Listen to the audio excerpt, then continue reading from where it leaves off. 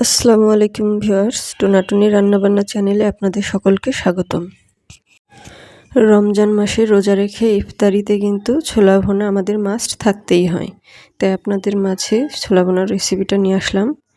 এখন ছোলা ভুনার জন্য আমি এখানে 2 কাপ কাঁচা ছোলা ভালোভাবে ধুয়ে তারপর আমি ভিজিয়ে নিব পর্যাপ্ত পরিমাণে পানি দিয়ে।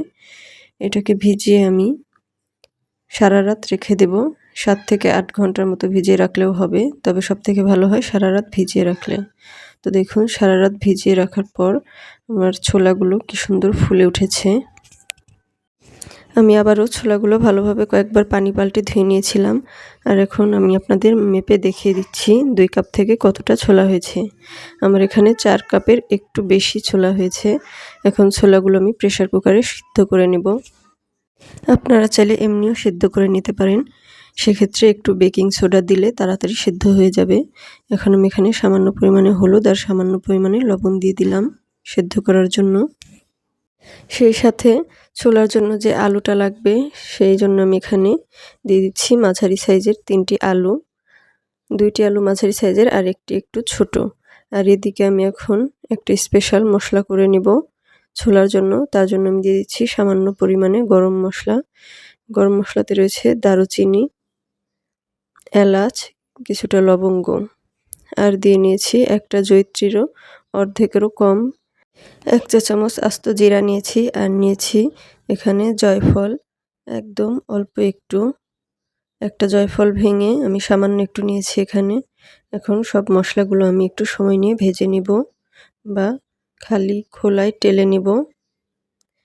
এখন এটা যখন সুন্দর একটা সুঘ্রাণ ছড়াবে তখন বুঝে যাবেন যে মশলাটা হয়ে গেছে। এখন দেখুন মশলাটা আমি গুঁড়ো করে নিয়েছি। আমি শিলপাটায় গুঁড়ো করেছি, আপনারা চাইলে ব্লেন্ডারে গুঁড়ো করতে পারেন। এইদিকে দেখুন আমার ছোলাগুলো সেদ্ধ হয়ে গেছে।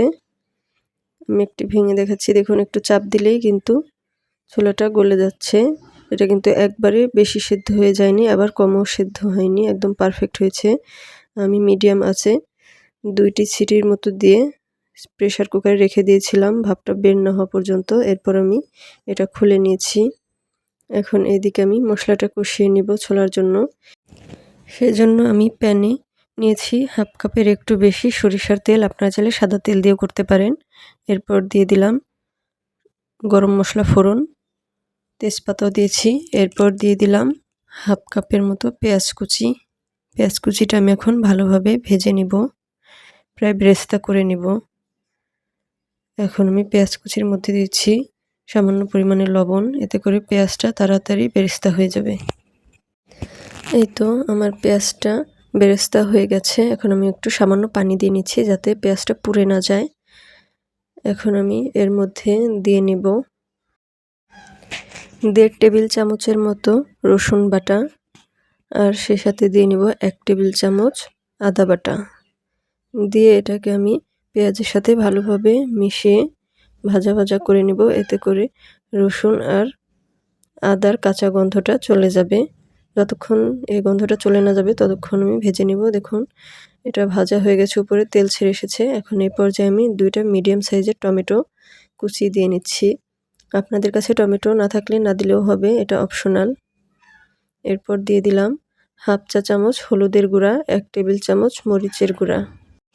ঝালটা আপনাদের পছন্দ অনুযায়ী কম বেশি করে নেবেন। এরপর এখানে আমি 1 চা চামচ ধনিয়ার গুঁড়া দিয়েছি, আর দিয়েছি 1.5 চা চামচের মতো ভাজা জিরার গুঁড়া। দিয়ে আমি মশলাটা আবারও ভালোভাবে কষিয়ে নিব। এটা ততক্ষণ ধরে কষাবো যতক্ষণ উপরে তেল ভেসে না ওঠে। এখন ভালো করে কষানোর জন্য আমি সামান্য একটু পানি দিয়ে নিয়েছি। আমি কিন্তু এখানে গরম পানি ইউজ করেছি। আর দেখুন আমার মশলার তেলটা ছেড়ে এসেছে। এই পর্যায়ে আমি এখানে আলুগুলো আধা ভাঙা করে দিয়ে দিলাম। আপনারা চাইলে এই পর্যায়ে কিন্তু আলুটা কাঁচাই দিতে পারেন, সেক্ষেত্রে মশলার সাথে সেদ্ধ করে নিতে হবে। আলুগুলো ছোট ছোট করে কেটে টুকরো করে দিবেন। আর এখন আমি এই মশলার মধ্যে সেই ভেজে রাখা মশলাটা অর্ধেক পরিমাণে দিয়ে দিয়েছি। দিয়ে ভালোভাবে আবারও কষিয়ে নিচ্ছি একটু পানি দিয়ে। এরপর দিয়ে দিলাম 5-6টার মতো কাঁচা লঙ্কা আস্ত। মশলাটা কষে আসলে এখন আমি দিয়ে দিচ্ছি ছোলাগুলো দিয়ে আবার ভালোভাবে মশলার সাথে আমি মিশিয়ে নিব। মিশিয়ে ভালোভাবে কষিয়ে নিব ছোলাটা সহ। তো কষানো হয়ে গেলে আমি এখানে দিয়ে দিচ্ছি পানি। পানিটা আপনারা প্রয়োজন অনুযায়ী দিয়ে নেবেন। আপনাদের ছোলার সিদ্ধ অনুযায়ী। তো এখানে আমি 1 কাপের মতো পানি দিয়ে নিয়েছি, দিয়ে আমি ঢাকনা দিয়ে ঢেকে দিয়েছিলাম। এরপর আমি একটু চেক করে দেখেছিলাম লবণটা হালকা কম মনে হয়েছে, তাই আমি আবারও লবণটা দিয়ে নিয়েছি।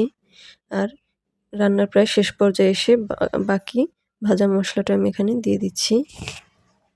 দিয়ে আবারও ভালোভাবে নেড়েচেড়ে মিশিয়ে নিলাম। এখন দিয়ে দিচ্ছি আমি শেষ পর্যায়ে এসে ধনিয়া পাতা কুচি। এটা অপশনাল, আপনাদের কাছে থাকলে ব্যবহার করার চেষ্টা করবেন, তাহলে সুন্দর একটা স্মেল আসবে। এই তো আমার ছোলা ভুনাটা হয়ে গেছে। এখন আমি এটাকে পরিবেশন করে নিয়েছি। আপনারা আপনাদের পছন্দ অনুযায়ী পরিবেশন করে নেবেন। আমি উপরে কিছু কাঁচামরিচ, কাঁচা পেঁয়াজ আর কিছু শসা কুচি দিয়ে ডেকোরেশন করে নিয়েছি। তো আমার রেসিপিটি কেমন লাগলো অবশ্যই আমাকে কমেন্ট করে আপনারা জানাবেন, আর এইভাবে তৈরি করে অবশ্যই বাড়িতে খেয়ে দেখবেন। অসাধারণ স্বাদের হয়ে থাকে। ভালো থাকবেন সবাই।